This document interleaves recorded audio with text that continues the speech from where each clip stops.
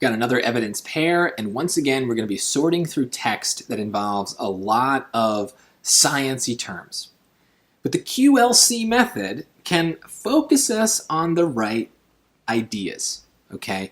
The question here seems very general, but it's actually being very specific with us. Which conclusion is best supported by the findings of Oleson's 1993 experiment? So we're concerned about the findings. That's what I'm looking for in this science. I want something that sounds like a conclusion or a result. So let's look at the choices now.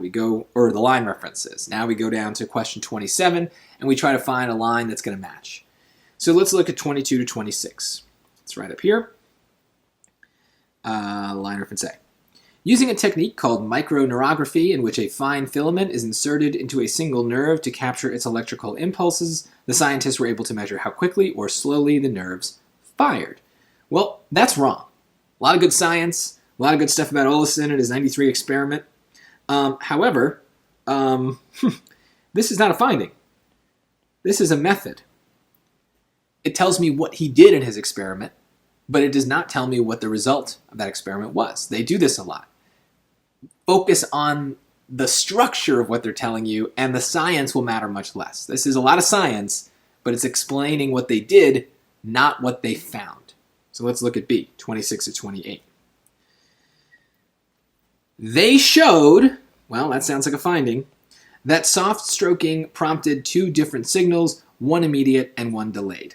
Okay, I don't even care too much about what that means. I understand that it's a finding, and it sounds like delayed signals is important. So I might write that there just to summarize what I read. Seems like a choice worth keeping, though. Choice C, line reference C, 28 to 30. The delay, Oleson explains, means that the signal from a gentle touch on the forearm will reach the brain about half a second later. Okay, well, that's also about the delay. It's explaining what the delay is. Maybe we are still talking about the finding, but it's more about the delay. So, okay, I might have to sort through B and C later if I find a choice that's about the delay, but I get it. They're both related. All right, choice D, line reference D, 37 to 38 is down here. Then in 1999, it's supposed to be 1993. Let's just make sure.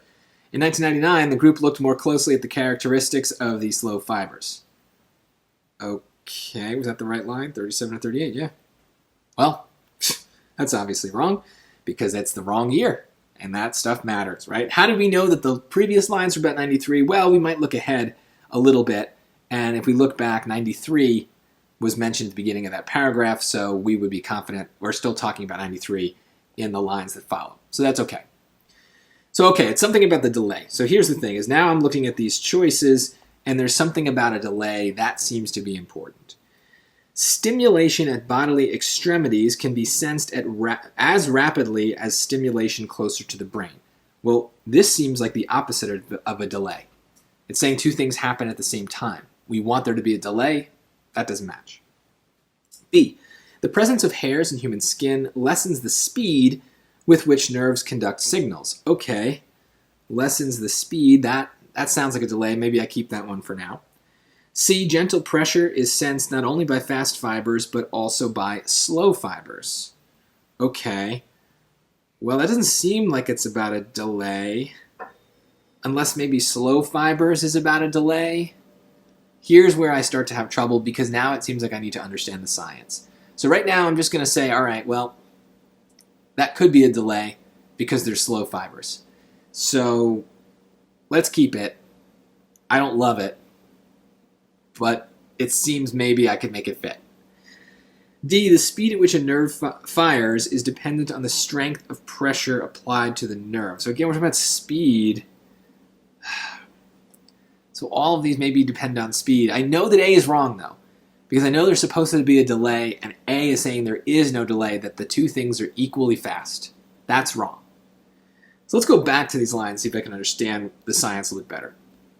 So let's use a different color for my second pass through here. So line reference B, they showed that soft stroking prompted two signals, one immediate and one delayed. Okay, so I focused on the delay part before, but there's another piece of this. There's two signals. Okay, two signals. That seems important. Let's look at C. The delay, Olison explains, means that the signal from a gentle touch on the forearm will reach the brain about a half second later. Okay, that's explaining the delay part. So I've also noticed some things are not there. So for choice B, I don't remember them talking about hairs at all in either of those lines. Right? They're talking about stroking the arm, but there's nothing about hairs. That doesn't seem great. Gentle pressure is sensed not only by fast fibers, but also by slow fibers. That sounds like two signals to me. Fast, slow. D, the speed at which a nerve fires is dependent on the strength of pressure. Well,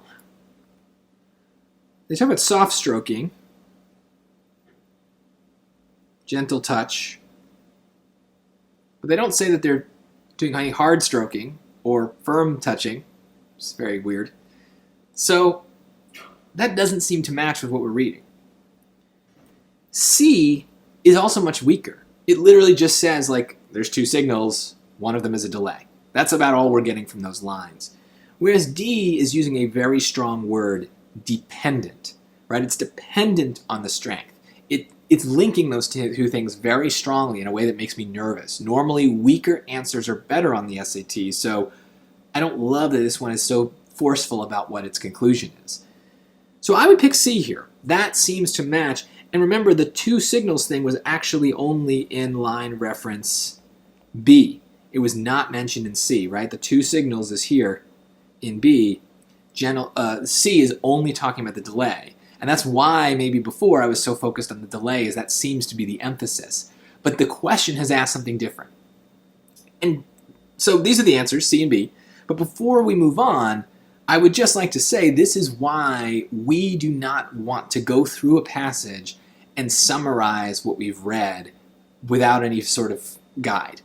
Because your summary of what's going on might be very different from the kinds of summaries we need for the questions. Right? My summary of what we just read is that the delay is important, that they discovered a delay. Delay, delay, delay. But the actual answer to this question seemed to be less about the delay. It was part of it, but there was another summary of those lines that was more important, the fact that there were two signals. They focused on something else. And if I just go through and try to summarize and write my summaries down, I'm gonna get stuck thinking about the passage in the way that I interpreted it. But the SAT is going to have its own interpretation, and we want to let the SAT tell us what they want from these lines. They might be focusing on something different, and the questions, the choices, they will help us. They will get us the summary that we need. But this is why I don't read the passages. I don't want my bias. I don't want my opinion. My opinion doesn't matter. I want the opinion of the people who wrote the questions on the SAT, and they are going to focus me on different things. And by doing the questions without reading the passage and then going to the lines as needed, I'm focusing more on what they want than on what I care about. So if you haven't tried the no reading strategy yet, this particular passage has got a lot of examples where it really matters because it doesn't make you think about all this science until you absolutely need to think about it, and it focuses you on the stuff that actually matters for the questions. Try the no reading strategy. I think you'll like it.